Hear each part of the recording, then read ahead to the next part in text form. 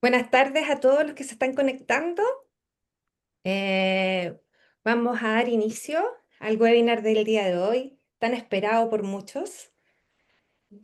Presentamos en esta oportunidad al profesor Darren Morton, director, en un minuto, vamos a decir todo en español, ya, director del Centro de Investigación de Medicina y Salud de Estilo de Vida de Avondale, ¿ya?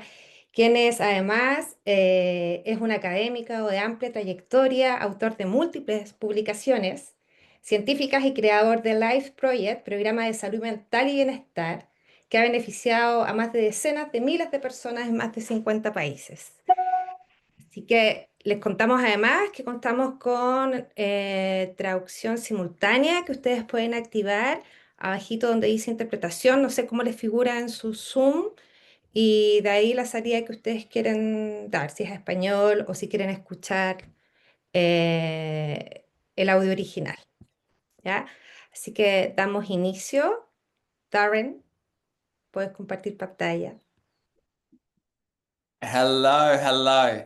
Um, I it's lovely to be here with you. I apologize that I can't speak other languages, but I'm very, very grateful for having Camilla here, who will be interpreting for me as we go through. But it's a very special privilege for me to be joining you, and I hope as we explore this topic of how to thrive, that we have some fun together and learn some new things. And what I would love as we went through today is to ask you to reflect on how you're doing in these different areas that we're going to be talking about.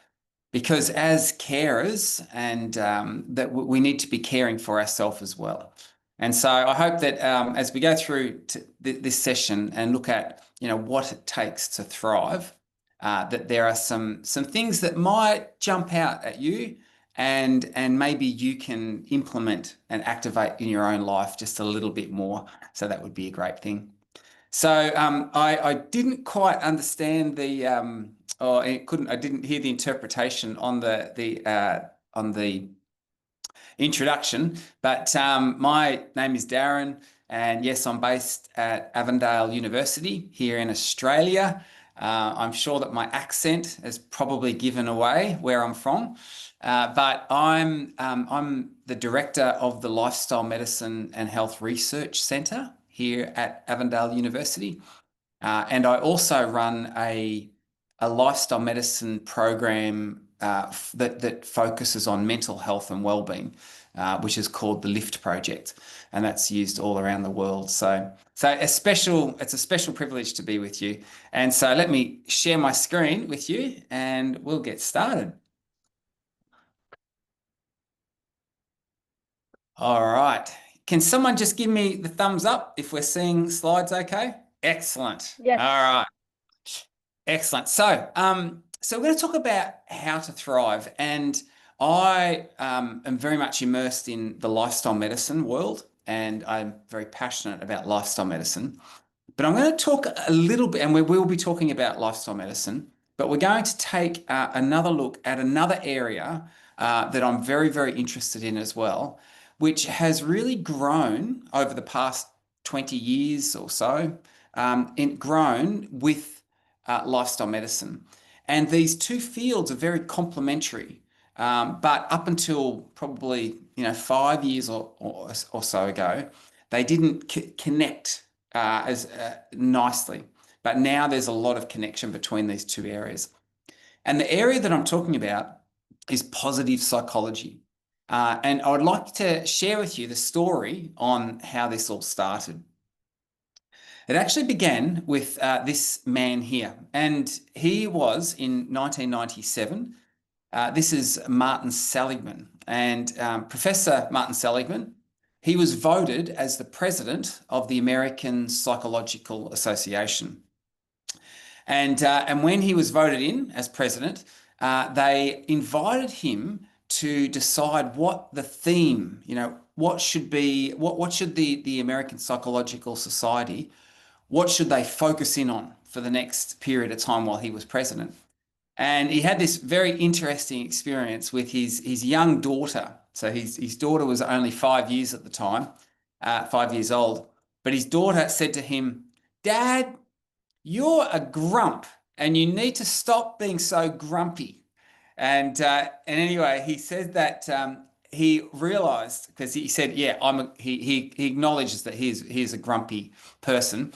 And he said what he realized is that as a psychologist who was at the very top of his field, he was now voted as the president of the American Psychological Association. And yet, at the top of his field as a psychologist, he realized that he didn't have a lot of skills or a lot of knowledge on how to be less grumpy. He said, in psychology, we'd focused on what he called mending misery, trying to help people who had something, going wrong or some sort of dysfunction, and helping them to just to be normal again, whatever normal is. But he said, when do we as psychologists help people to do better than okay? To move into more positive states. And so he actually he launched this new field within psychology, referred to as positive psychology. So it's focused on, how do we actually help people to move into more positive realms, and not just people, not just individuals, but couples and families and communities and workplaces, and even countries. How do we help these, how do we move into these more positive realms, not just mend the misery? And so this field of positive psychology, I'm not sure how familiar you are with the research that's been done in this space, but it's today a very popular area, and the research in this space has exploded. And I need to stress that it's very much an evidence-based approach to understanding what it takes for us humans to thrive, right? To do better than okay. And so Martin Seligman, there are now many academic journals. There are thousands of studies that have been conducted trying to understand what it takes for us humans to thrive. How do we thrive? And a little while back, Martin Seligman wrote a book. And the name of the book was called Flourish. And flourish is the term that they use within the positive psychology realm that captures that essence of thriving. So those two words, thriving, flourishing, are often used interchangeably. Martin Seligman wrote a book, and in that book, he said that, which is called Flourishing, he said, there seems to be, with all of the research we've done, all the studies we've conducted, there seems to be five things, five components in our life that are pathways for human flourishing, right? That help us to thrive in life. And he created this acronym, which is PERMA, PERMA. And these represent these five pillars, these five pathways to flourishing. Now, I think they're very good, the five pathways he's identified. But I have met Professor Martin Seligman on a couple of occasions. And here is me meeting him at a conference. We actually presented at the same conference. And I was chatting with Professor Seligman, and I said, I really like your five things, your PERMA, but I think you should shuffle the order around to change the order. And we talked about this, and the reason for it, I think that if you look at these five things, some of them provide more deeper levels of thriving and flourishing, where others provide more superficial levels of flourishing and thriving. And so I proposed to Martin Seligman, and he said, like academics, we always like to argue about things, and we never quite agree on everything. But he said to me, yeah, I'm not sure that I agree with you completely, But if you want to change the order, then you have my blessing to do so. So I have changed the order. So instead of perma like that, I have perm. Okay, now in English, for those who are not familiar, we have like a big hair that's called a perm. So I've just put this picture here just to help you remember what this perm, this little acronym might stand for. And my question is, what do you think these five things are? What do you think are these five pathways to a flourishing life or a thriving life? And so as we go through, I want you to think, maybe I'll give you one moment now. In fact, maybe in the chat function, what do you think might be the five things people seem to need in their life to truly thrive, to truly flourish? Now, I will say at the end of this presentation, we'll have some time for some questions and answers. And at that time, maybe we can look and see how you've gone in the chat function. And if anyone got 100% full marks. So let's see. So what is it? What does the research say about what we humans need to flourish or to thrive? Well, number one, and I'll take note here that I put this at the top because I think this is the most superficial form of flourishing or thriving. And I'll come back to that my reason for that in just a moment. But the first one is what's referred to as positive emotion. So these are for people to thrive in life, they need times of feeling good. And there are all those sorts of emotions. We're talking about joy, we're talking about happiness, we're talking about contentment, we're talking about peace. These emotions that feel good to experience. These are these positive emotions. Well, what's interesting is that there is a lot of research now coming out of the lifestyle medicine space showing that whilst lifestyle medicine was historically focused on physical health, what we know is that what's good for your physical health, what's good for your body, is also really good for your brain, for your mental health as well. And I think it's very encouraging, particularly in the world where we have a mental health crisis. I think it's encouraging that we have this movement and recognition that lifestyle behaviors, the pillars of lifestyle medicine, are really, really good for our mental health as well. And I think this is a really important step forward for lifestyle medicine. In fact, they're now referring to it as lifestyle psychiatry, right? And many countries around the world are saying that lifestyle-based therapies should be frontline. These should be the first things we do to help people with affective disorders like depression and anxiety. And so lifestyle medicine and the pillars of lifestyle medicine has so much to contribute to our experience of more positive emotion. And let's just have a little look at that before we move in to see what the other letters were, the other four things are. I have this little saying, motion creates emotion, right? And what I mean by that is that how you move and what we do with our body has a big effect on how we feel and our experience of positive emotion. And if we were maybe we can do this anyway. I don't know how this will translate, but I'd love for you to hold your finger out like this and point your hand. And then close your eyes and see if you can touch your nose. Okay. If you did that, well done. If you were successful with that. So the question is, how do we know where our nose is? And as we all know, we actually have distributed throughout our bodies. The estimate is somewhere between 6 to 10 million tiny proprioceptors that feed information up to our brain and tell our brain where our body parts are in space at any particular time. And it's an incredibly powerful sense. In fact, proprioception is so powerful that it's been said that without it, our brain is lost. Our brain is lost in space without this sense of proprioception. Well, on the way to our thinking brain, the proprioceptors pass directly through our emotional brain, through the limbic structures of the brain. And so this is why how we move and what we do with our bodies influences our emotional state.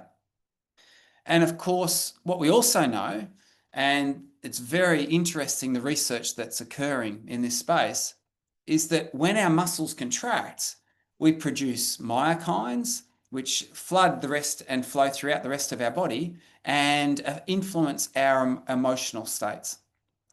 And so, in brief, our movement patterns, and which is one of the pillars of lifestyle medicine, have a big effect on how we feel and our experience of positive emotion. In fact, I would go as far as saying that that exercise or movement or physical activity is one of the most powerful antidepressants we have available to us. And yet it's not utilised. Many clinical trials show that exercise therapy is even as effective as antidepressant medication for helping to relieve affective conditions. So there is huge value in exercise and activity and movement for promoting more positive emotion. What's alarming is that we know that over the past, particularly 20, 30, 40 years, we've seen a very big reduction in movement patterns. And what this means is that our proprioceptors, right, and our myokines, they're not stimulated. And hence we're seeing, I think it's contributing to this reduced mood and this reduced experience of positive emotion. There is much research now, including meta-analyses, showing that when people get active, it alleviates depression and it produces more positive emotional states. And the research indicates that happens within 10 minutes. So within 10 minutes of getting people to move, right, and it doesn't need to be hard, doesn't need to be high intensity, but within 10 minutes of getting people to be more active, we see improvements in their mood states, more positive emotion. And so I think that one of the messages we need to communicate is that, yes, exercise, pillar of lifestyle medicine, is very good for our body and very good for our physical health, but it's exceptionally good for our brain and positive mental health. Now, if we were in the room together, I would say to you that I think it can even happen. Movement lifts our mood in even less than 10 minutes. And I would play this little video, and you actually probably won't be able to hear it anyway, but this little video, I would get you to follow along with this video. Oh, it's not playing anyway, so you're all safe. But the video is of a children's musical group we have in Australia here called The Wiggles. And in this little song they sing, they say, one finger, one thumb, keep moving.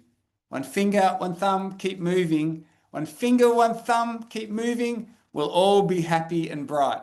And then it builds. And then I ask you to go one finger, one thumb, one arm, one leg, one nod of the head, stand up, turn around, sit down, keep moving. We'll all be happy and bright. And I think there's real wisdom in the words of that song. We need to just encourage people to just move more, right? They don't have to do exhaustive exercise, but to move more is a very powerful pathway to feeling better. Motion creates emotion. It's one of the pillars of lifestyle medicine. But we know that other pillars of lifestyle medicine also contribute to this positive emotion, which we know helps us thrive. For example, nutrition. And there's been a great interest. In fact, some Australian researchers have taken the lead in the research of how food affects our mood, right? How nutrition influences our mental health. And once again, it's encouraging to see this terminology being used, such as nutritional psychiatry. And it fits under that banner of, lifestyle psychiatry. So it's really encouraging to see increased recognition within, the psychology and psychiatry fields, recognizing the importance and value of healthy eating. And what we know is that dietary interventions, particularly promoting high fiber, whole plant-based eating patterns and the like, are very good for actually as treatment therapies for people suffering from things like depression. And what we also know is that people that tend to eat more fruits and vegetables and plant foods tend to report higher experiences of positive emotion. And what the research seems to suggest is that there is a dose-response connection between how much, how many serves of whole plant-based foods you consume each day, and your level of happiness, right? Your positive emotional states. And it seems that at around about, it keeps coming up and it plateaus off at around about 8 serves per day. So this is a great objective, a goal for people to be encouraged towards, the more of these whole plant-based foods you can consume, generally the happier you will be. What is interesting, is that there even some research shows there's a day lag. So there's between eating like this and how you're feeling. And so, for example, if you eat more fruits and vegetables today, you are more likely to experience more positive emotions tomorrow. And why that day? Of course, it's because of the digestive processes that occur and this connection we're learning between our gut microbiome and our human health and happiness.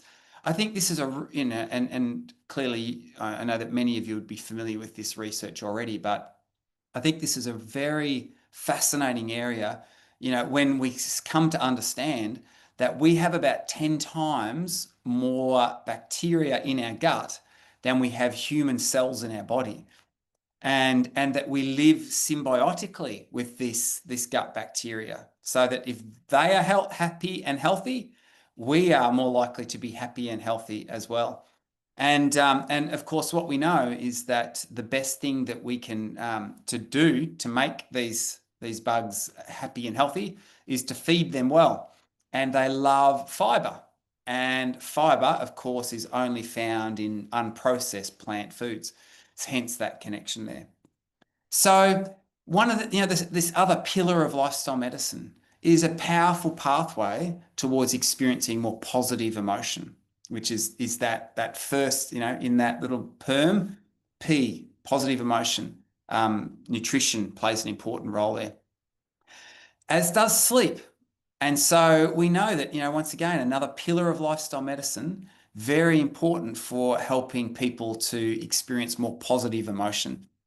And I don't need to convince anyone, I'm sure, with any research studies. We all know that when we don't prioritize our sleep and we don't obtain enough sleep, we're not experiencing a lot of positive emotion. We definitely go that direction instead.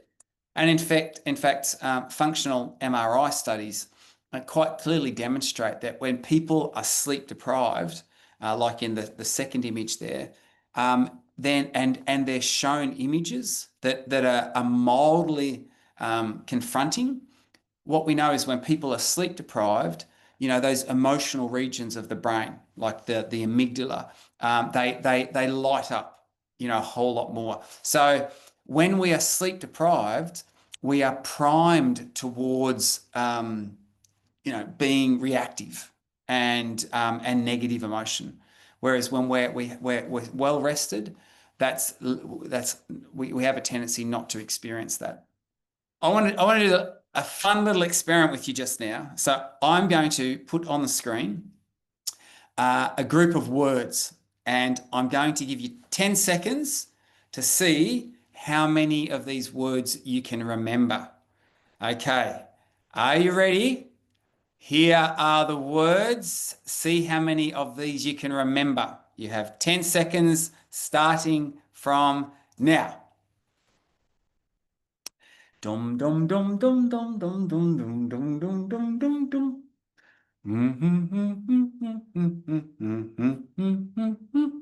All right. So on your hand, how many can you count? How many words can you remember that were on that list just a moment ago? Okay, well, someone's up to 4, 5, maybe. Oh, this is good. I see some hands there. 5. Okay, well done. Well, here's the interesting thing.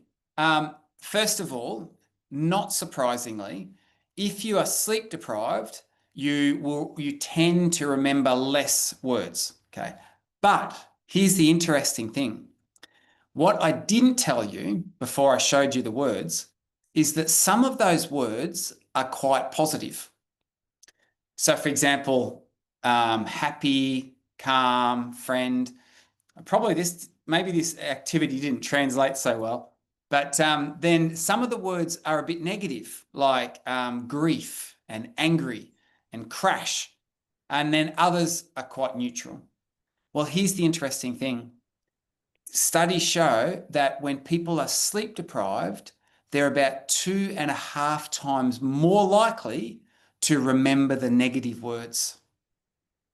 So it's once again, there's evidence that our brains, when we are not prioritizing and caring for that other pillar of lifestyle medicine, we're more inclined to experience negative emotion, not positive emotion, which is a pathway to thriving.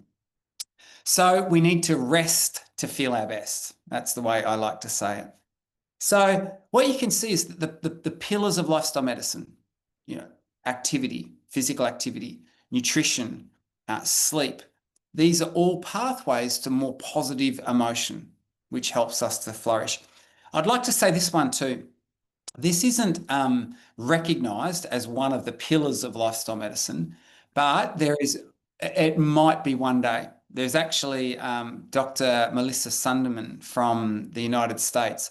She actually wrote an article titled Nature as Medicine, in brackets, the seventh pillar, the unofficial seventh pillar of lifestyle medicine. As we know, there are 6 pillars of lifestyle medicine at the moment. She's saying we should have a 7th pillar, and that 7th pillar should be nature.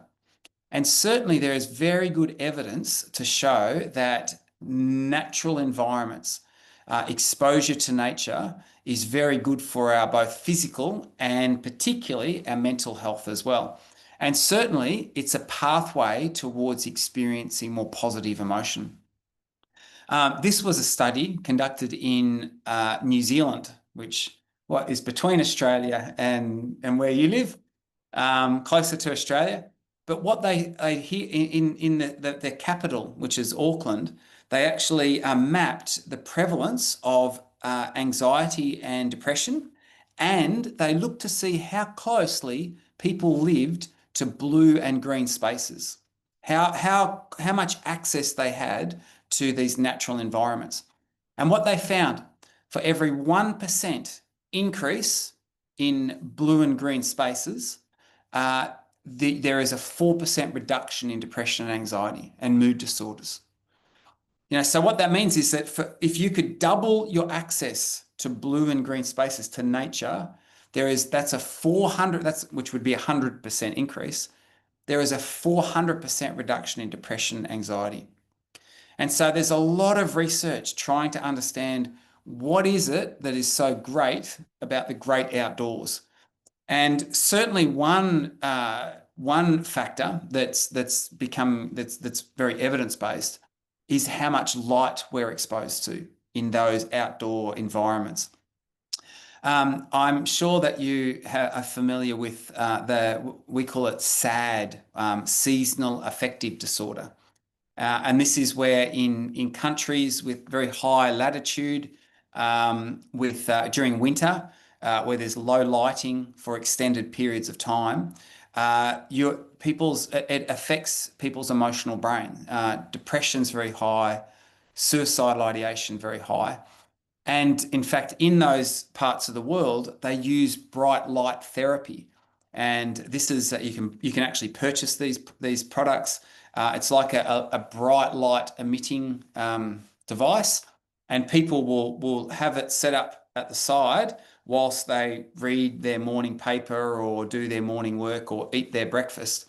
And what we know is that bright light therapy has once again been shown to be as effective as antidepressant medication for helping people with depressive symptoms.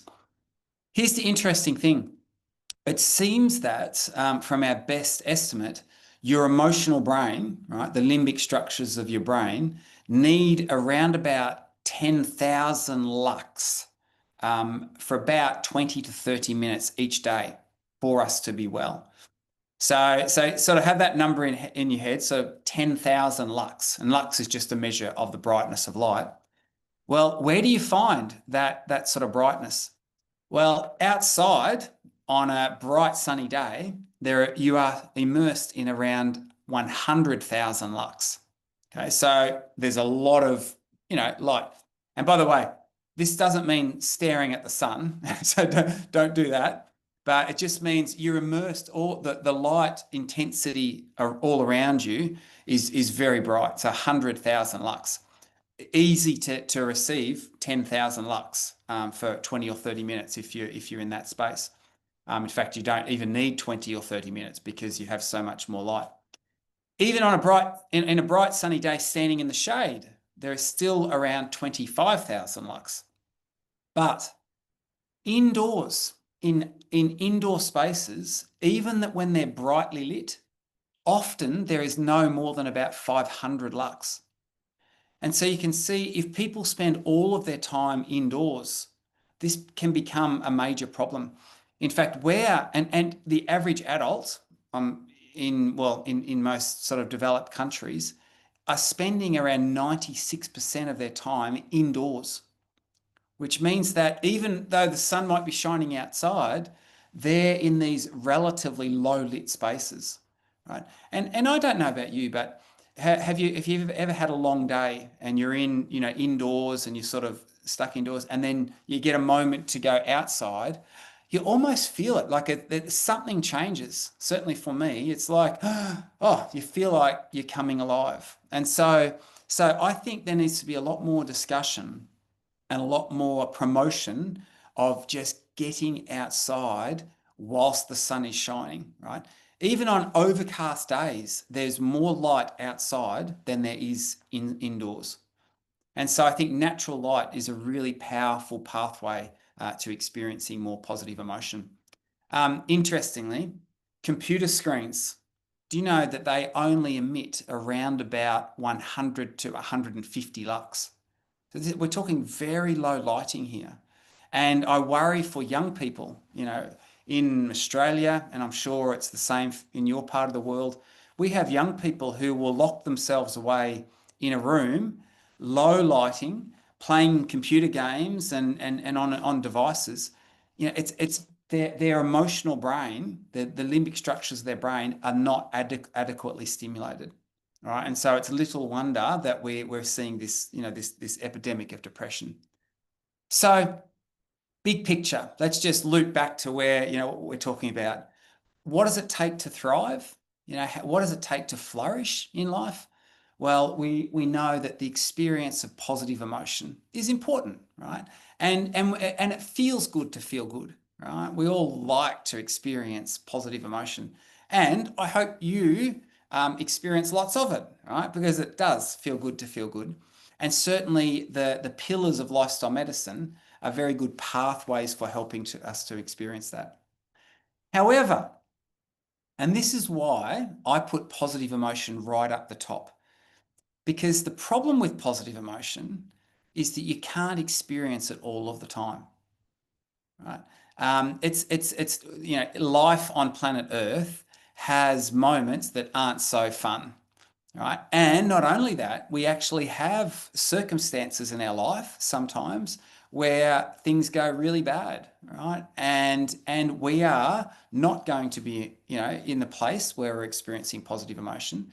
In fact, we might experience sort of, negative emotions, and at those times, that's a valuable thing. That's appropriate for a time, right? So, and I think this is an important thing to recognize.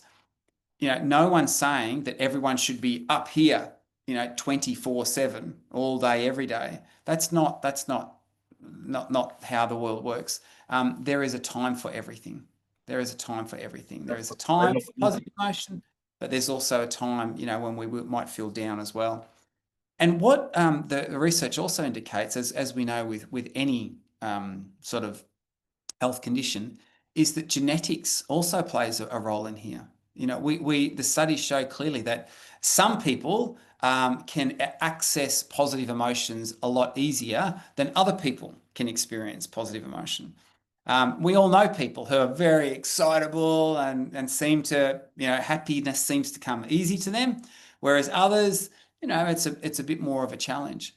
And so if we look at the consensus of what the research says, what seems to be the case is that our life circumstances and our genetics contribute around about half towards our sort of overall mental well-being, happiness, experience of positive emotion.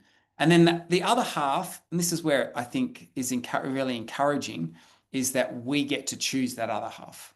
Right? And it's our lifestyle choices. Once again, it's how we approach our life, the decisions we make, the things that we do on a daily basis that can have that other big impact.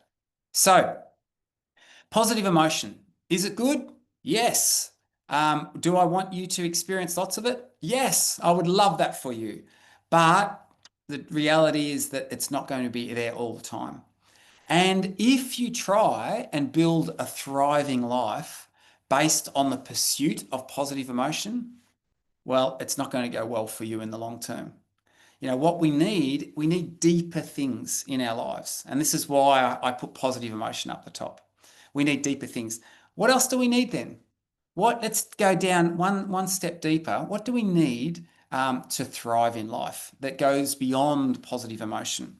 And the word starts with E, and you probably won't get this word. I'm not quite sure that it would translate well anyway. But in English, we say it's engagement. And what does engagement mean? We're not talking about marital engagements or marital bliss, although maybe that might be for at least a little period of time, a pathway to positive emotion. I've got my daughter, my 22-year-old daughter gets married in December this year. And 2 weeks ago, my 21-year-old son just got engaged to be married. And both of them are very excited. And so there's quite a lot of positive emotion going on. And I hope that continues for them for many years to come. But anyway, so it's not about that kind of engagement. It's about these moments of flow. So the key researcher here was Mihail Csikszentmihalyi. And he did a lot of work looking at what does it take for humans to thrive. And he identified this key component of we humans seem to need to spend at least some time doing activities that completely engage us, right? Those things that we love to do just for the fun of it, right? No one forces you. And when you're doing that particular activity, it's like time flies away. It's like, you're just in the moment, you're enjoying it. We call it you're in a state of flow. And I'm wondering, what does that look like for you? What do you do that actually gives you that sense of flow, that experience of flow that you just completely engage with? And it's different for different people. And that's a beautiful thing because we are all different. Perhaps for you, like this quote here, he talks about for him, it's music, and jazz, playing jazz. And it's like he's just so in the moment. For me, no one wants to listen to me play jazz because I'm not that talented. But what I love to do, I love to be in nature and being active. And I love particularly the water and water sports. And so I do I don't know if you've seen kite surfing, and I go out in the ocean here in Australia on my kite surfer. You've got this little board under your feet and this kite in the air, and it's windy. And I there is something I will ride my kite surfer out way out into the ocean, and I'm just out there and there's big waves and it's windy and I sing really loudly to myself and I'm full of the joy of living, right? I just love it. What's your thing? What's your moments of flow? What is it that truly engages you? And you know what I'd like to say to you is that having moments like that, right, is actually it's a good thing, right? And I know that many of you we're so busy nowadays, and often, we don't take the time for ourselves to just have those little sparkles, those little high moments in our life where we get to do something that we enjoy just for the fun of it. And what I would love to encourage you, if you can, just to try and build a little bit of that into your program, right? Because it makes for a richer life. It definitely helps us thrive when we have those little moments where we know, oh, on the weekend, I get to go out for a little while and do that particular activity. It gives us something to look forward to be excited about. So engagement, having those moments of engaging in things that we love to do. Please do that. Please do that. It's really good and valuable for us. And of course, engagement is actually often accompanied by positive emotion as well. And so it's a good pathway for helping us, to experience that higher thing of positive emotion also. So, however, once again, life isn't always fun, is it? It's not like everything we get to do is completely engaging. There are some times that life is a bit dry. There we have to just do things that we probably wouldn't choose to do if we didn't have to, but that's part of how the world works. And so we can't live our life just experiencing positive emotion, as we've already heard, and doing things that completely engage us. So in order to thrive then, what do we need? We need to go one step deeper. And the next step, the A in this little perm model, is achievement. What the studies clearly show is that when people get to participate in activities that they feel they've achieved, that they've actually accomplished something, maybe that that gives them a sense of mastery. That I did that, and I know that you all know what I'm talking about here. Those times when you've done something, perhaps earning a degree. Like I can guarantee that when you were doing your university studies, probably there were times when there wasn't a lot of positive emotion attached to it. It might not have been highly engaging all of the time because there were things that you had to do. You had to submit assignments, and you wouldn't have chosen to do that out of just for the fun of it, but you had to do that because it was part of the process.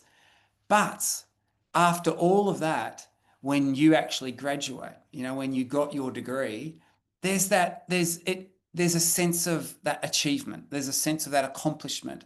And we know that when people experience that, it actually helps them thrive. It does indeed value add to their life, right? And so here's my point. Achievement in some ways is better or can be better than engagement and positive emotion. It's like many years ago, I decided that I wanted to build my own house. So I said to my wife, I feel like, because my father, he was very practical man, and he'd built many houses before, and he would fix cars. And here was I was 30 at the time, so this is 25 years ago. But I turned 30, and I thought, what have I done with my life? My dad, he's done all these amazing things. All I'd done is done research and written theses that were very boring to read. So no one was probably going to read them. And so I thought, I need to do something practical. I need to do something manly. And so anyway, I decided to build a house. And so I uh, I I bought a book on how to build houses. This is true. And I started building my house, and it took me nearly a year. And I can tell you that during this process of building my house, there were times there was not a lot of positive emotion. Right? It was a lot of frustration, in fact. So not a lot of positive emotion, not highly engaging, because a lot of the time didn't fly by. It was like I would plan to do that next part and it would take me about 4 times longer than I thought. And so, there wasn't a lot of high engagement in some regards. But when I finished and when I stand and look at my home, and you want to see a picture of my home? Here it is. Only joking. That's not my home. But to have that sense of actually I don't have a pic. I should have a picture of my actual home. My home doesn't lean anywhere near as much as this one. But when you have that sense of accomplishment, we know there's real that value adds to people's lives. It actually helps them to thrive. And what's really interesting is that, and this Brock Bastian wrote this book, The Other Side of Happiness. And what he points out here is that, and I like the illustration on the front of the cover there, you can see it's someone rolling a heavy ball up the hill. It's some, and what he points out in this book is that, do you know what? There's real satisfaction that comes from doing hard things, right? There's actually value in actually having to strive for something, right? And yeah, it might not be a lot of positive emotion. It might not be highly engaging, but it actually, at the end of it, when we're done, and particularly if it's been a heavy lift, we've had to carry a heavy load, then it actually truly value adds to us. That sense of accomplishment, there's great value in that. And so my question to you is, to what extent do you derive that sense of value, that sense of thriving that comes from accomplishing something important and of value? That was hard to do. And don't I know that you're not the kind of person to be this, but encourage other people that doing something hard, don't shy away from that, right? Doing something hard has huge value in it. It actually adds to our life because it challenges us and it grows us. And so I personally, I always try and have some challenging thing that I'm trying to learn or do or accomplish. And it might be just a small skill like this one. I don't know if you've seen this before, but these are called foils. And you can see it's like a surfboard that has a foil underneath. It's like an aeroplane wing. And you can push off like a little land into the water, and then you hop on this and then you do this like pumping type movement, and you can make the aeroplane wing fly under the water, and you're above the water on the board. And I saw this and I went, wow, that is totally amazing. And I thought I would like to learn that. And so I started to research. And on the internet, it said, it said, if you're over the age of 50, which I am, don't even think about it. And I'm like, right, I'm thinking about it. And so I watched these videos, and you have these young people who just show you how easy it is. They just push this board and they jump on and they pump around, and it's like so easy. And I tried it, and it's not easy. It's not easy at all. And then I saw this particular man who was a little bit older, like me. He has posted on YouTube the first 200 attempts of him trying to dock start. And it is crash, crash, crash that way, crash this way, splat, splat. He doesn't succeed. And I remember watching this video and I thought, I really like this guy. I really like when I see people trying something hard. And you know, it was after about 500 attempts that all of a sudden he started to get it a little bit. And you can see him. He's like, oh, I got it. I went just for a little way, you know, and there was real excitement. You know, you could tell that he was thriving, even though he was very frustrated at times. And there might not have been a lot of, you know, positive emotion attached to it. He actually was thriving. And so I actually told my kids, I would say to my kids, I'm going to practice my dock starts again. They call it dock starting with this foil. And they would watch me go down. We have a little creek at the back of our place, my home. They'd watch me go down and crash and crash and splat and splat and splash in again. And then I would do it day after day. And I wanted them to see that some things aren't easy. And sometimes we have to work at these things. But it took a long time. But can I show you this little video? This is after 1 year of me practicing this. And I know you Okay, so can't just hear under a the year audio. ago, Anyway, I decided I was going to try and learn how to dock start foiling. And this has been hundreds and hundreds of attempts. Here we go.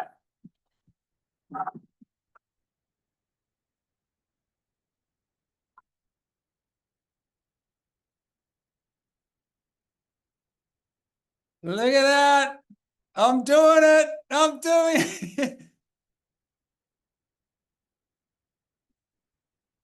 Do what's hard. And my comment to the at the end there is do what's hard. You know, don't shy away from what's hard because challenging yourself, right? We actually know when you achieve it, if you achieve it, gives you that real sense of accomplishment, right? That sense of mastery. And the research shows that genuinely adds value to our life, right? It helps us thrive. And so my question to you is, what are you working towards now? You know, what's the goal that maybe you've set for yourself that's challenging? And what does that look like? And keep going, recognizing that there's value in achieving new things. So, what does it take to flourish? What does it take to thrive? Positive emotion? Yes, there's great value in that. Hard to hang on to, though. Engagement, you know, doing things just for the fun of it. There's great value in that. However, in life, we just have to sometimes do things we don't want to do as well. Having a sense of achievement and accomplishment, right? In some regards, that goes deeper than those other two things. And there's huge value in that. And I would encourage you to go after that. But then we start to get to these, what the research shows are the deeper levels of thriving. You know, the things that we humans seem to need to actually experiencing deep levels of flourishing and thriving. And R stands for, I'm wondering, I'm not, once again, not sure how the translation's going, but what do you think R might stand for? In short, it is relationships, right? Relationships, you know, and the research is consistently showing this, that what we humans need is to be connected, right? And I think that, you know, one of the tragedies here is that that we are so disconnected. In fact, I saw the latest report come through in the United States.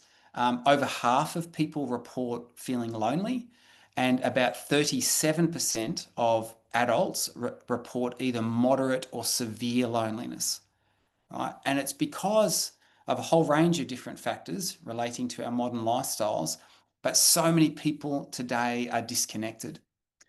This is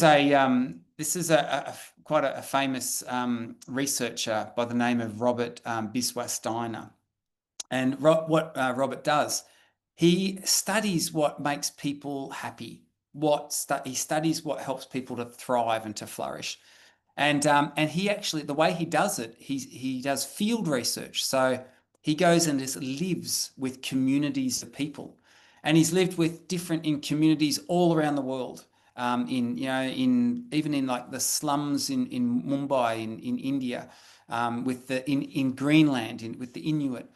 And he said that he had this one moment where he went and spent time with the Kalahari Bushmen in Africa. And he said on one particular day, he said, I went on a hunt with the men of the tribe. So he was living in the little community that had the little tribe. And he said, we went off on this hunt, and he said it was a really, really hot day. And he said, and we were walking and walking, and he said, I was just so hot and exhausted. And he said a couple of times we got close to some prey, but then the prey ran away. And at the end of the day, they had nothing to show for their efforts. And then the men decided it was time to head back to the village. And as they turned to start heading back, he said, Robert said, I felt just completely like, oh, he said it was like, it had been hot, not a lot of fun. They're not very engaging. There'd been no achievement at all that had, they had nothing to show for what they'd been able to do for the day. But he said, as the men started to walk back to the village, they were singing, and it was this like a very upbeat song, right? A happy song. And he said, for him, it just felt like a very strange song to be singing, that at this sort of a happy tune, because he said, I just felt completely, downcast. And he said, I turned to one of the bushmen and he said, I'm puzzled. He said, you seem happy even though we didn't catch anything. And the bushman says to him, we didn't catch anything, but we didn't catch anything together, right?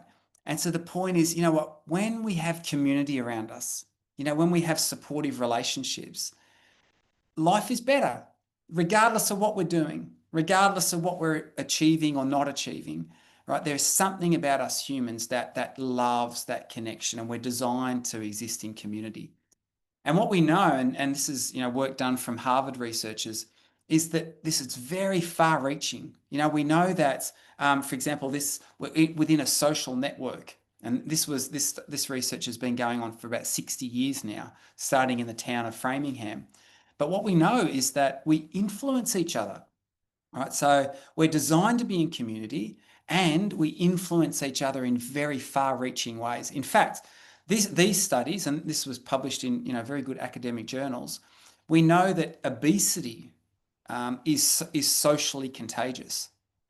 We know that happiness and unhappiness is socially contagious, and it actually spreads 3 degrees of separation.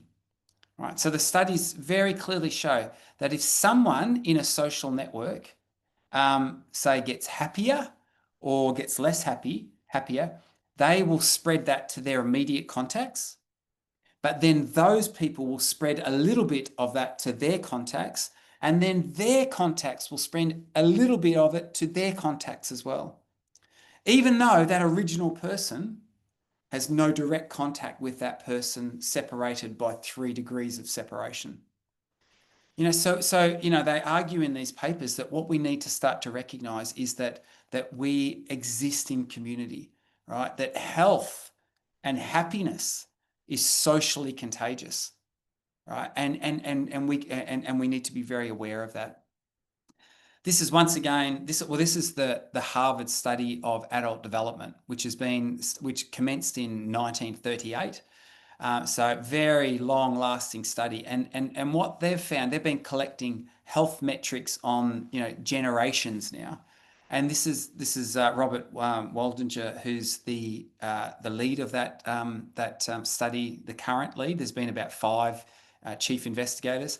He's now the current, and this is what he said. He said, when we look at all of the health metrics that we collect on people, what seems to be the case is that those people who are the happiest and who stay the healthiest as they grow older are those who have the warmest connections with other people.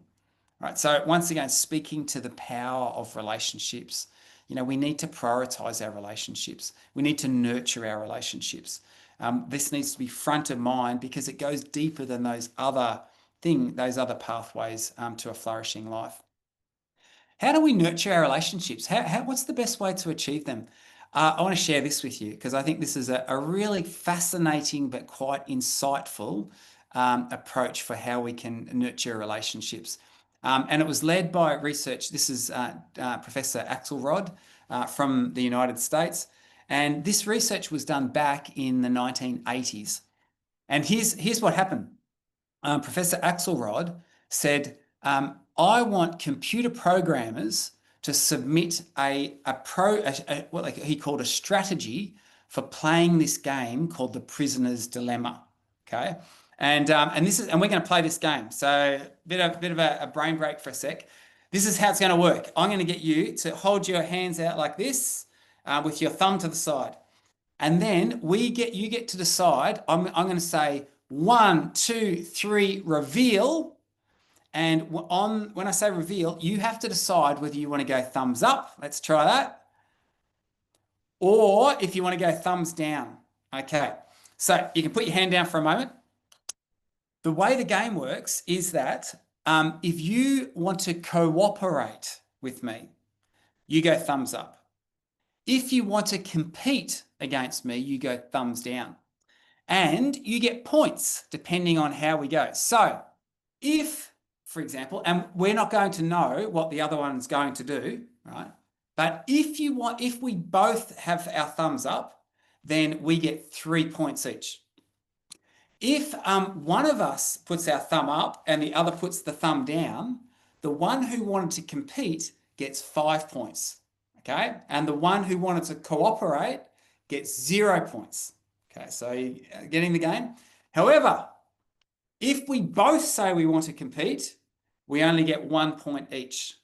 Okay, so give it some thoughts. Here we go. We're going to play this game. So once again, if we're going to say 1, 2, 3, reveal.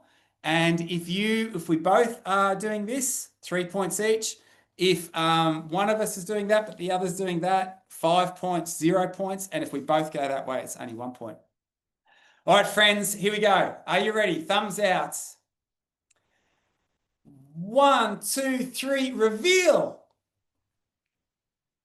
Okay, I'm looking on the screen here. I can see some thumbs are up. So if your thumb is up, then we get 3 points each. However, I noticed Carla looks like she wants to compete. So in the game we played, you get 5 points, I get no points. Okay, now we do it again. Are you ready? Back to the center. Keep check on how many points you've got. Here we go. 1, 2, 3, reveal. Oh, okay. So here we can stop playing the game. Do you know what they did? Professor Axelrod said, I want you to submit, these computer programmers, submit a strategy you want to try and get as many points as possible. How would you play against this other player, these other strategies that you don't know what they're going to do?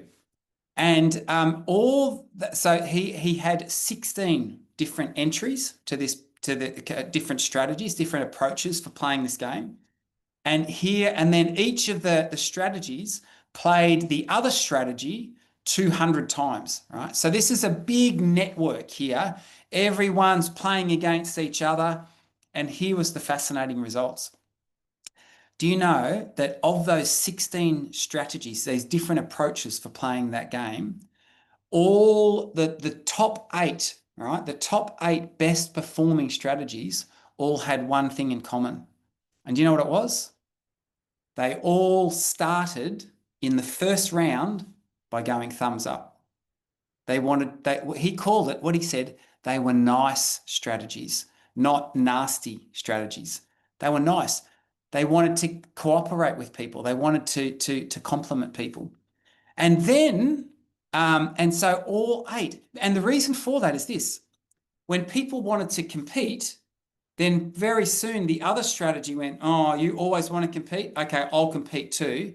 And then eventually everyone only gets 1 point each round. Whereas this way they could have at least got 3 points each round.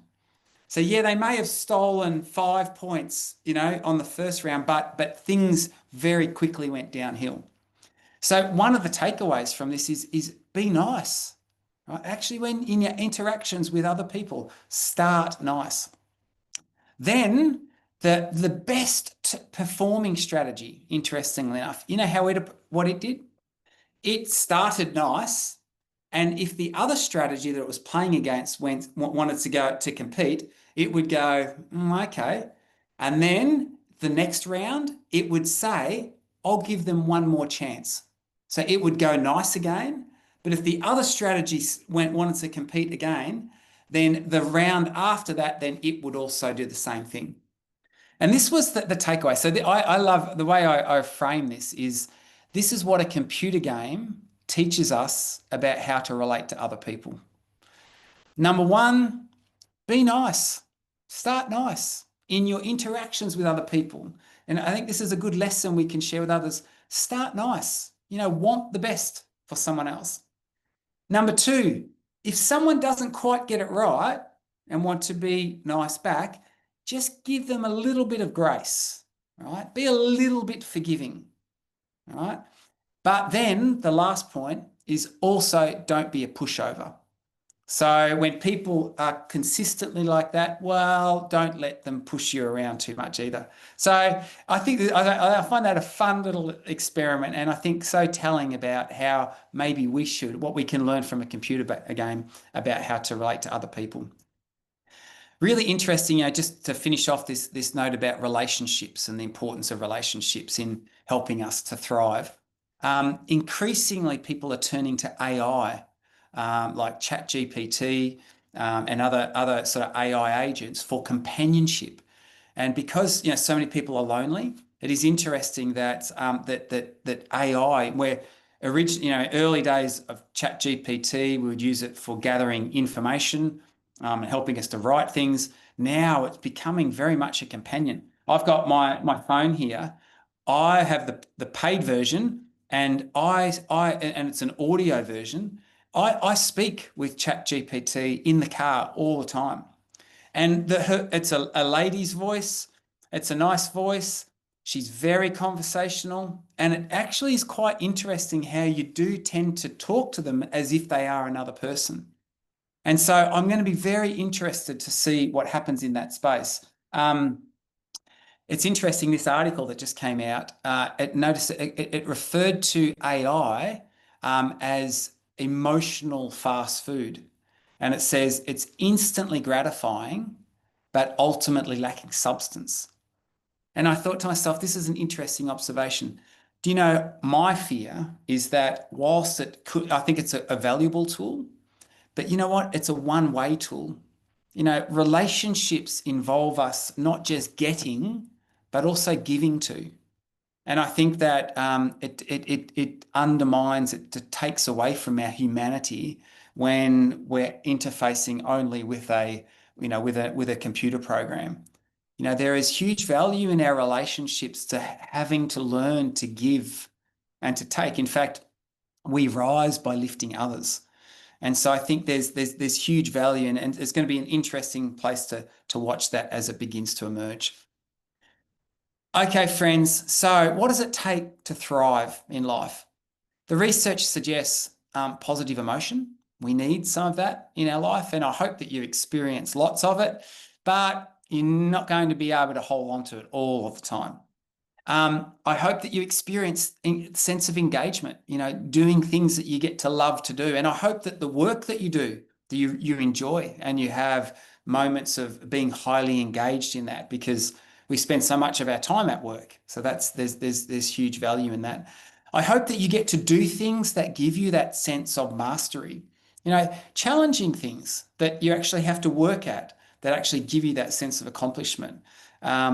And then above all, I hope that you value your relationships, right? That you give to your relationships, and that that you nurture them and prioritize them, because it's easy to put them, that it's easy to, for example, pursue things that, like achievement, be dedicated to our work and not prioritize our relationships. But in doing that, we're actually not choosing the best. We're not going as deep as we could. And then this leads us to the last, the M.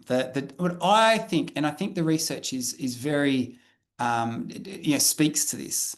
And in fact, in the words of Martin Seligman, this is what Martin Seligman, that professor of positive psychology, he says, just as a good life is better than a pleasant life, right? And what he means by that is just as having relationships, good positive relationships, and a sense of achieving good things and enjoying the things you do, that they make a good life.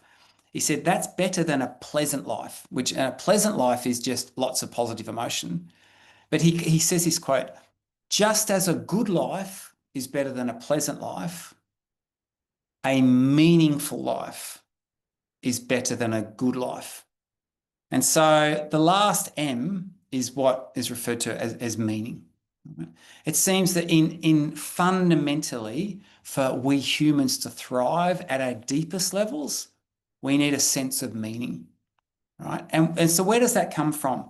And I love, this is the work of Emily Asfani-Smith, and she says there are actually 4 pathways to experiencing more meaning in our life. And as I, just share what these are briefly, I'd love you to reflect on, well, what does this look like for you, right? And how meaningful do you feel that your life is and what you do? The first one she says is belonging. Right? So, and this sort of relates to the relationships thing, but it goes a little bit beyond that too. What she says is that life becomes more meaningful when we feel that we belong to something bigger than ourselves, right? And that could be, yes, our family unit. It could be that belonging to something bigger than ourselves might be an organisation. It might be a community. It might be a faith community. So having that sense of belonging to something bigger than yourself, we know produces, is meaningful for people. Having a sense of purpose, right? And another way of framing this is when we feel that we're serving or contributing to something bigger than ourselves, right? And you'll see there's a theme that emerges here. Meaning comes from actually getting outside of ourselves. And I think that, this is something that we need to be, we live in a very narcissistic society, where it's very much where people are often internally focused. It's about them. And what the irony, here is that if you actually want to experience the deepest levels of flourishing, right, which comes through a meaningful life, it's about it's getting outside ourselves. It's actually something bigger that we're part of. So she says, so your purpose comes from contributing to something bigger than yourself in some way, and that might be a social cause. It might be, serving in your family context. It can be the smallest thing. It might be caring for a pet or a garden, or but contributing to something bigger than yourself. I find it interesting. There's a quote that jumped out at me when I read it, and it said, we become depressed when we have our minds turned agonizingly inward. Right. And what this is, these are about getting outside ourselves, actually, doing something for the greater good. That's the polar opposite of that. And I think that this is why we do indeed rise by lifting others. Right. I think there's huge value to this piece. So pathways to meaning, belonging, having a sense that you belong to something bigger than yourself, having a sense of purpose that you contribute to something bigger than yourself. The third pathway is having what she refers to as these transcendent moments, right? And what is transcendence? It's about having those moments where you get lifted to something bigger than yourself, right? And that could be that occurs in different ways for different people. A couple of years ago, not last year, the year before, I went to the American College of Lifestyle Medicine. And it was in Dallas. It was in Denver, in Colorado.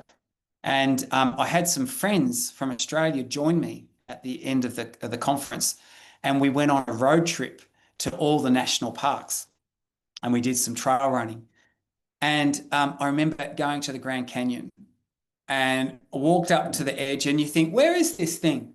And then all of a sudden you get to the edge of the Grand Canyon, and I don't know if you've been there before, but it's just, it's actually, for me, it was like a transcendent moment when all of a sudden you just see the magnitude of this thing and things, you see the big picture. You're lifted up to something bigger and you feel really small, but it's sort of a beautiful small in some regards. And those transcendent moments, for some people, it might be through the arts, or it might be through music, and we get lifted up, where all of a sudden those daily worries and cares, you get lifted out of the trees and you can see the forest. For many people around the world, this is through faith experiences, through religious practices, through worship experiences, where you're elevated and you're sort of like in that space where the daily hassles sort of just fall by the wayside for a period of time. And we know that those sorts of experiences for people can be very meaningful and actually getting lifted, elevated to something bigger than ourselves. So, belonging to something bigger than ourselves, contributing to something bigger than ourselves, being lifted up to something bigger than ourselves, these are all very meaningful. And the last pathway that she describes, and I like this, and I'm not sure that it's its own pathway. I think what it is it's a way of wrapping these three other things up. And that is she talks about storytelling. And what happens is when we share stories, and Indigenous communities, they did this well, they do this well, and we can learn from them. This process of storytelling. You see, the best stories, you think about this. I love, for example, a good movie, and I love, like some of my favorite movies are like The Lord of the Rings. And what these stories are about, the stories that draw us in, they actually they create belonging. Like even The Lord of the Rings, one of the first one is called The Fellowship of the Rings. Because what it is, it's about a group of people coming together to do some noble cause. So there's that purpose piece in there. And when you get captured up in these, a good book or a good story, you get drawn into them, and they lift you up. They transcend you for a moment.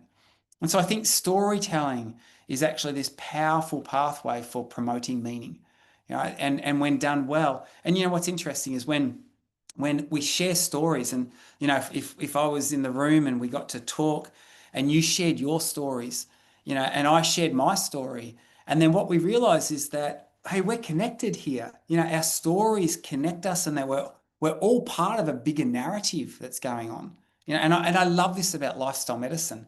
I love the fact that here I am in Australia, and I'm getting to connect with you there in Chile. And 2 days ago, I was speaking to the Sri Lankan Lifestyle Medicine Society.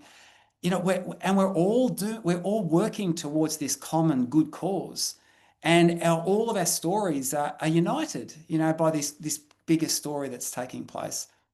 And that's deeply meaningful. It's actually a wonderful work to be part of because of that. It very much promotes meaning. So, what does it take to flourish? Well, all of these things. But I do think that, that the top level is more superficial, and we come down to these deep levels. And so what I would really hope for you is, yes, that you experience plenty of positive emotion, that you get to do things that you enjoy, that you're engaged in, that you experience that sense of accomplishment, that you prioritize your relationships, and that you get to do things that are deeply meaningful for you. Right? And that, because I think that is where the real substance of a thriving life comes from. So that's my hope for you. Hey, I just want to say, real pleasure for me to join you. If I run a thing called the Lift Project, which is about trying to help people to thrive. and lift is used all around the world now.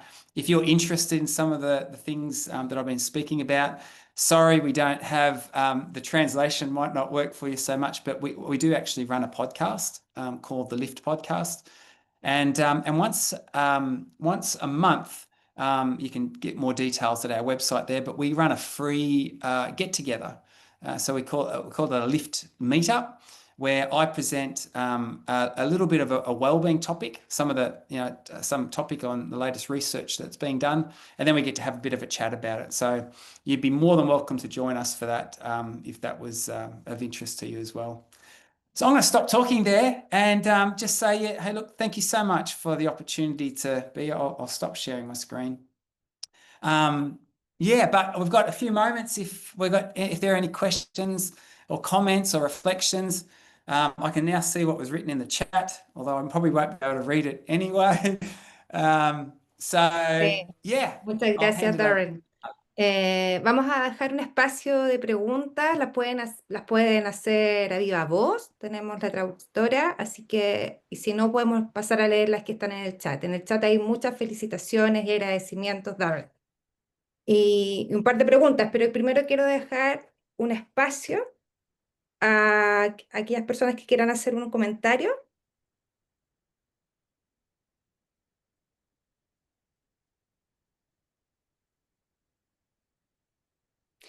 Ya, bueno, voy a proceder entonces un poquitito a leer lo que me escribieron en el chat. Bueno, muchas gracias, bendiciones y muy contentos de escuchar lo que decía sobre inteligencia artificial. Preguntan acá si podrían explicar un poco sobre lo fácil de convencer y perdonar, hasta qué punto. A veces se siente que no siempre se puede perdonar, siempre hay límites. No sé si te puedes referir un poquitito a eso. Sure. Can you hear me okay? Yeah. Hey, you know what? I have, and look, this is not hard, so I'm not going to pretend that it is. I have a special interest in the whole idea of forgiveness, and I have a friend, Dr. Dick Tibbets, who's written a lot on this work, on this area, and done a lot of research. And he wrote a book that might be helpful if anyone's interested, called Forgive to Live. And what he points out, and it was so educational for me, he points out that forgiveness is not about forgetting. He said, we know that the way our emotional brains are wired, you can't, when you're being hurt, when there's strong emotion attached to something, you will remember that. So it's very hard to forget. And he said, so forgiving is not forgetting. Forgiving is not also, it's not about saying it was okay. Right. And it's also not about saying that there should be no consequences for what happened. Right. So he said there's a lot of misunderstanding around what forgiveness actually is, but this is the definition that he has of forgiveness that I really like. He says, forgiveness is me giving up my right to hurt you for hurting me. So I'll say it again. Forgiveness is me giving up my right to hurt you for hurting me. And what the point he makes here is that often what happens is in our relationships, right? Okay, there's some sort of hurt, and then what happens is, so that person will hurt that person, and then I'll do something to try and hurt them back and back and back, and all you get is in these vicious cycles of hurt. Hurt people hurt people. And he said, what forgiveness is, it's actually not so much for the other person, it's actually for you. What forgiveness is about is you saying, you know what, I'm going to be a circuit breaker here. I'm going to be the one who is going to not be in this negative place of trying to hurt you, because that damages me, right? I don't want to live like that, right? I actually would like to step into a place of, more freedom, and I'm going to be the one that decides that it stops here, right? I'm not going to, be the one that keeps this cycle of unforgiveness going. Now, does that mean that, that I've forgotten about it? No. Does it mean that I should trust you again? Not necessarily. Does it mean there shouldn't be any consequences? No. No, it's none of those things. It's not about forgiving and forgetting and pretending it never happened. It's about what we do for ourselves so that we can be in a more positive place. Right. And Dick Tippett's work is very enlightening. It's actually it's liberating the person. Forgiveness liberates the forgiver, not necessarily the person being forgiven. So look, it's obviously a very deep topic, and I don't want to make light of it or gloss over it because some horrendous things happen. But I think that I do like his approach to it. And his book, I think, Forgive to Live, might be really helpful if that's an area that you're interested in learning more about. Muchas gracias, Darren. Muy completa la respuesta. También preguntan si te puedes referir a la depresión y a los adolescentes. ¿Por qué los adolescentes tienen tanta depresión y se suicidan? Mm. I mean, this is just so tragic, and we're seeing it world over, around the world. Look, there are many factors that I think are contributing to it, and some of them are as simple as what I mentioned. I don't think young people are getting outdoors enough, and experiencing things like natural light, so they can be really important things. But look, I think the greater damage that's being done, are devices. I think social media is devastatingly bad for young people's brains. And we live, I mean, I'm 55, but when I went to school, kids could be bullied, and there'd be bullying in the schoolyard, but then you went home and it was done, and you didn't have to worry about it till the next day. Whereas these poor young people, there's the messages they're receiving. There are kids that are on their phones all night long getting messages, and then they talk about upward comparison. Social media, people tend to put on, post the good things about their life, and then everyone else looks at this and says, "Oh, my life's not like that. My life sucks." And so, there's a whole cascade of events, I think. And look, and so yes, social media, I think, is a major problem. I think the lifestyle habits of many young people is a major problem. I think, and there is some, I work at a university and I chat with the young people and try and get an idea as to where they're at in their headspace. I think that young people don't have the same level of optimism towards the future that certainly I did. I think when I was their age, the future was bright. We were going to do these great things, and we could, we'd be able to do this and that. There's a lot of uncertainty for people nowadays. They're worried about, what AI will eventually do to us, climate change, geopolitical issues. If you talk with young people, and that the afford in Australia, they can't afford houses anymore. So there's that not that same sense of optimism, I think, that there once was. So yeah, I think young people have a lot of challenges presented to them. So I think it's very multifactorial, but certainly they are some of the factors that are playing into it. Muchas gracias, Darren. Y para finalizar, hay una última pregunta que dice, bueno, además de los factores que tú ya mencionaste, ¿podrías mencionar otros factores protectores que podrían llevar a contrarrestar el fenómeno que están viviendo los adolescentes? So was that a question, or was there Sí, someone otros who said, factores se podrían mencionar aparte de los que ya él mencionó. Es una pregunta. uh, I don't, yeah, look, I think, obviously people's lifestyle, I mean, life circumstances affect it too. I don't know. Yeah, I probably not off the top of my head, but I think that it's definitely very multifactorial. Sí, sí, muy bien. Muchas gracias. Muchas gracias por la exposición. Todos quedamos, yo creo, sin duda, muy reflexivos en relación a cómo estamos llevando nuestras vidas y claramente te agradecemos el espacio, tu conocimiento y la energía que nos transmitiste, así que muchas gracias por el espacio nuevamente. Gracias a todos también por conectarse, ya, por participar y quedar hasta el final. Te contamos que además esta webinar va a quedar grabado en nuestra plataforma, así que va a poder reproducir todas las veces que, que tengamos interés de volver a escuchar tu mensaje. Muchas gracias y buena Thank you tarde so y buenos much. días. It's a real pleasure to be with you. And friends, look after yourselves. Because as carers, you have to make sure that you keep filling your own cup. So I hope that some of the things that maybe we've talked about might be helpful to you. But yeah, special privilege and blessing for me to be to meet with you all. Have a great evening.